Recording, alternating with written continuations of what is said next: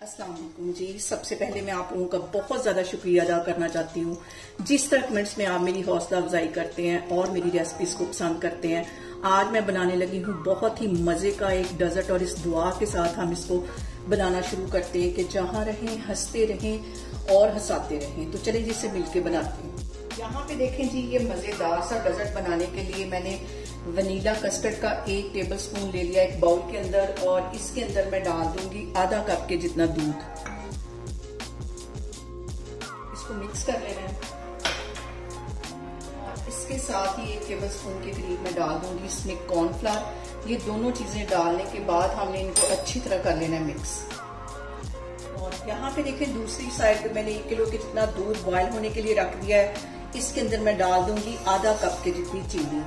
आपको जितना मीठा पसंद हो आप उसके मुताबिक कम या ज्यादा कर सकते हैं। और इसके साथ ही मैं डाल दूंगी 2 ड्रॉप के करीब वनीला एसेंस के, और 2 से 3 ड्रॉप इसमें मैं डाल दूंगी इलायची एसेंस के।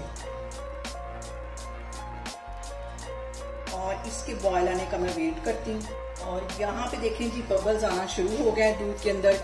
इसके अंदर मैं डाल दूंगी आधा कप के जितना खोया, क्योंकि हमने इसे क्रीमी सा बनाना है, ये इसमें चला जाएगा। और यहाँ पे देखें जी, वनीला कस्टर्ड और जो कॉर्नफ्लावर मैंने दूध में मिक्स करके रखा हुआ था वो मैंने इसके अंदर डाल दिया। इसको हम पकने के लिए छोड़ देते हैं तकरीबन 5 से 7 मिनट के लिए, ताकि ये अच्छी तरह गाढ़ा हो जाए और जो खोया है वो भी इसके अंदर मेल्ट हो जाए।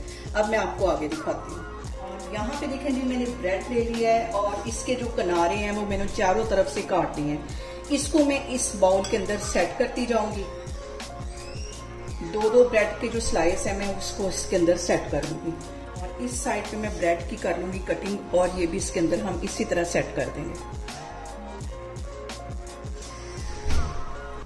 और यहाँ पे देखें जी, कॉर्नफ्लावर और वनीला कस्टर्ड को डाल के दूध में पकते हुए तकरीबन 10 मिनट हो गए। यहाँ पे मैं चूल्हा बंद करती हूँ, फिर मैं आपको आगे दिखाती हूँ। और ये सारा जो लिक्विड मैंने बनाया था इसके ऊपर डाल देंगे।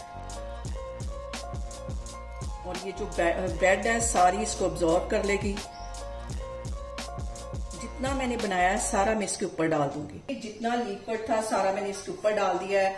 अब इसके ऊपर मैं डाल दूंगी कुछ कटे हुए बादाम,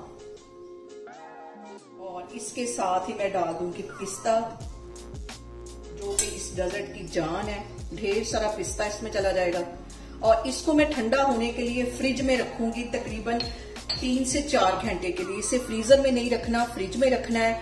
इसको मैं फ्रिज में रखती हूँ, फिर मैं आपको दिखाती हूँ ठंडा होने के बाद। यहाँ पे देखें जी, 10 मिनट में तैयार हो जाने वाला डेजर्ट हमारा बन के तैयार हो गया। आप लोग भी इसको लाजमी ट्राई करें और मुझे कमेंट्स में बताएं कि आपको मेरी रेसिपीज कैसी लगती हैं। और मेरी वीडियोस को ज्यादा से ज्यादा शेयर करें और मुझे सब्सक्राइब करें, और अपना बहुत सारा ख्याल रखें। इंशाल्लाह ताला मैं एक और वीडियो में आपके सामने आऊंगी। अल्लाह हाफिज।